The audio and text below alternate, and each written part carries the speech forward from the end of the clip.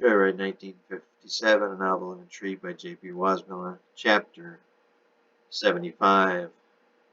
I know where he's going and what he's doing, Misty said at breakfast in the governor's mansion 48 hours after James' escape. Care to tell us what? The governor's wife said. I'm not at liberty, but I know. I've gotten to know James quite well since I met him a couple of weeks ago, she said, smiling and chewing on her eggs Benedict. The governor's wife also gave a knowing smile. The governor just kept chewing. Well, he's certainly dead, the governor's wife added.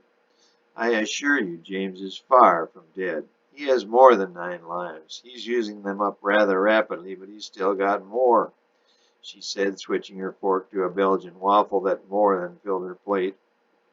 When she turned, both the governor and his wife noticed her ample cleavage. Soon syrup was dripping down into the valley. Misty did not seem to notice. Anything else, Misty? The server asked her, handing her another napkin which she did not take. Oh, maybe one more, Benny. And do you have any caramel rolls, the juicy ones? Be right back, miss. The server turned to go. Will you be staying the night? The governor's wife asked. You're welcome to stay as long as you like, the governor added. They both wished they could lick up the syrup from Misty's chest. Maybe one more night, then I'll get a car and move out, Misty said as she inhaled the last egg Benedict. The food here is spectacular, and so is the company. Both the governor and his wife were now in full blush. Misty took note.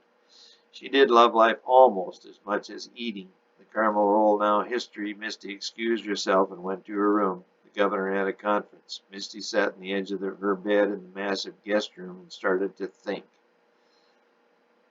That map, James' map. He had that line and then a point at the west end. It was on the Canadian border, she said aloud. She looked at her map laying on the bed. She tried to trace a similar line on the U.S. map. Finally, she said, Bingo! She tapped a spot on the border. That's where he's gone. I wonder who went with him. He must have had some help. Come to think of it, her voice trailed off as she saw the governor's wife enter the room, then shut the door behind her. Can I sit with you? The tall blonde said, easing onto the bed next to Misty. I was getting impatient and awfully sticky, Misty said, squeezing against her. Do you suppose you could help me clean up the mess? Misty said, a wry smile on her full lips. I'm the governor's wife. I can do anything. Later that day, Misty called her CIA director. He insisted he was going to fly out another agent to help monitor James' whereabouts. I got this one. I know where he is. You know he's intelligent, lucky, but very dumb. Dumb, her director exclaimed. He saluted everyone all across the country. More luck than smarts, Misty replied. Well, where is he? He barked.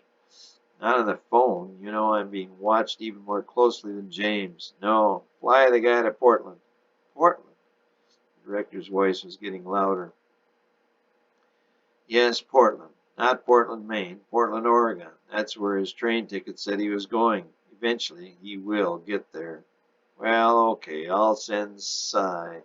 Not Cy. He and I. This is a matter of national security. You will get along, and you will bring this matter to a successful conclusion.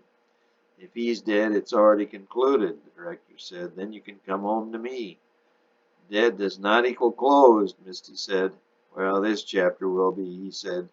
She hung up the phone, then picked it up again and said, Room service. I'd like